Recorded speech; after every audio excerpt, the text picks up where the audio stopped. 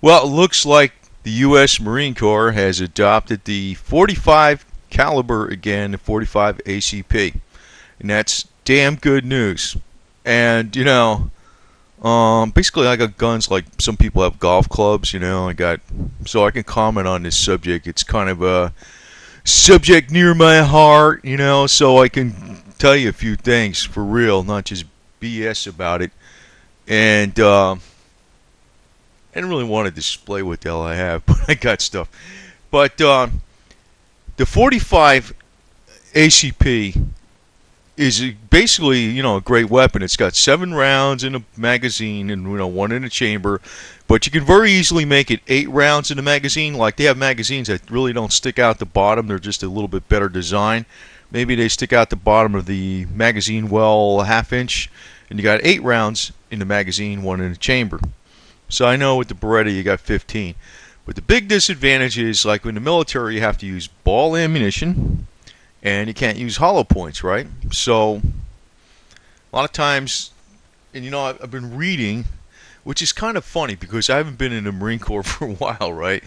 But I've been reading that a lot of people in the Marine Corps don't like the Beretta. Well, when the Beretta first came into, I always like just the opposite. When the Beretta first came into service as a service pistol, everybody was like, "Oh, this is great! It feels more ergonomic and all this kind of crap." And me, I've had the 1911 ACP personally, right?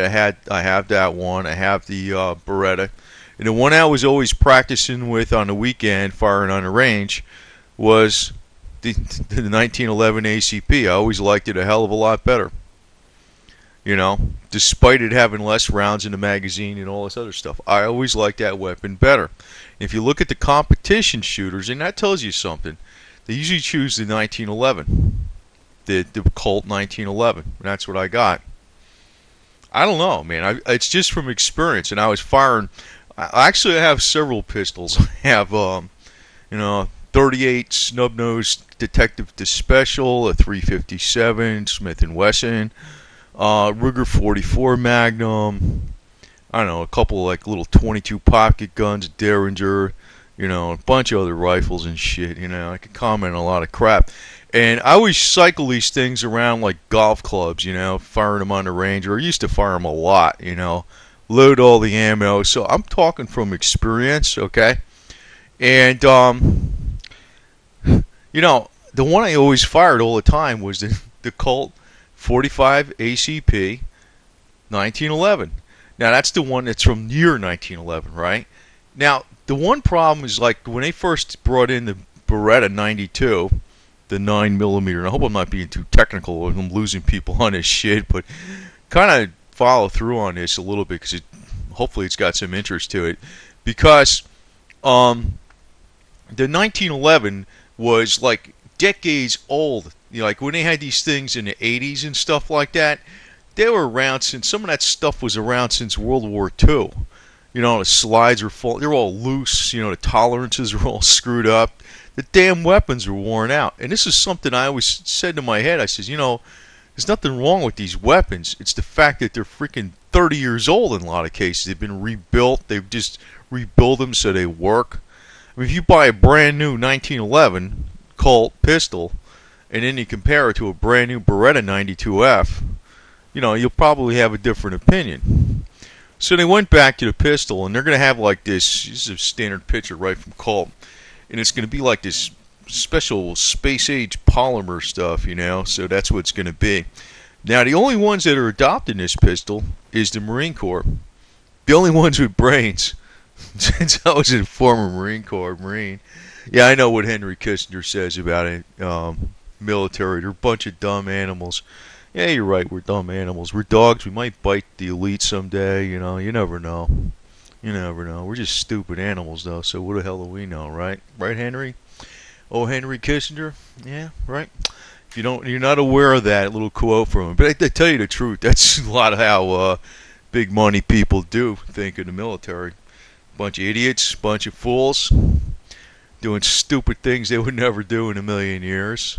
But they sure, in public, are very careful to tread water very carefully all around the subject. They will not display what they think. But a lot of times the top people, and I should put this out here for some of the more military people, a lot of times top politicians, and they got no respect for the military at all. None. None. So, your first alliance should never be to a human being, a politician. It should be to that ideological document or collection of 10 lines. The Bill of Rights. The Bill of Rights. The Anti-Federalists put that out. So as a Marine, you always work for the people, baby. You know what I mean? You work for the people. You don't work for the politicians. So that's number one. That's a problem for the elite, Now, they're going to adopt this weapon, and it's like they went full circle. And, the Marines hate this supposedly. That's what I've been reading, But I remember when the Beretta was introduced originally, they liked it. But, I don't know, being that was firing a brand new, great condition 1911 Colt, I always liked the Colt better. I never fired the Beretta as much. Like on a personal usage for practicing, I never used the Smith & Wesson 357 as much. I never used the Ruger. Was cool because it was a 44, but that's like an impractical weapon. And they got these things out there. You could buy bigger weapons than a 44 now and stuff. But actually, to tell you the truth, the 44, you want a long barrel on that weapon because it has a lot of kick. And that's about the limit for a pistol, for practical limit, even though they sell stuff that's even wilder than that. But I'm pretty practical and stuff. I don't get into really crazy fancy shit. Now, the next thing the Marine Corps would adopt, and this is basically like a shortened version of it, it's called the 6.5 Grendel. The hell with the freaking rest of the stupid NATO and all this stuff what the Army does, the Navy does, the Air Force. The Grendel is the one to get. All you have to do is you change this one part down here, the magazine. Actually, you could take the existing magazines, change some of the insides out of them, and with the spring and the follower, and you could probably make that probably work just fine with the 6.5. But I would change out all the magazines, and actually I would get rid of the aluminum magazines. They got these space. The biggest defect of any of these weapons that are like have magazines is that the magazines can get bent. For real, people are bound. This is stuff that drives me nuts. And I knew this shit for decades. These damn magazines, they're made out of aluminum, right? And if you're moving around and I know they say don't lay on them, don't do this and all this crap, but they got magazines you can make that are cheap, that are made out of a space-age polymer. They'll never rust, just like aluminum, except you can run over them with a truck and they don't break. They're that damn good. And they can actually have be translucent a little bit to see what the hell, how many rounds are in there. This is the actual part of the weapon that really will jam more than anything. It's the lips on the magazines. They're, the kiss asses will tell you the politically correct thing. Oh, they don't bend that easy. Well, the point is, this is a cheap upgrade for all the freaking money they spend on the military. Change out these stupid magazines. Get rid of them. They should have done this 8 million years ago, and I hope the Marine Corps does it. I don't give a shit about all the branches of service in NATO. They can go what the hell they want. But actually, in so many other countries, they have the polymer magazines. Like Israel has them. Israel has them. I mean, why doesn't the United States have them, Now, to change out this entire weapon with the... actually, all you need to do, you could change the upper receiver, but really, it's just a barrel change and some components on the bolt group that need to be changed, and it becomes a 6.5 Grendel. 6.5 is actually from the Swedish 6.5. I hope I'm not being technical, but in other words, you can shoot an elk with a 6.5 Swedish round, which is the same as they call this a Grendel, adapted to this same weapon. You can adapt this weapon very cheap.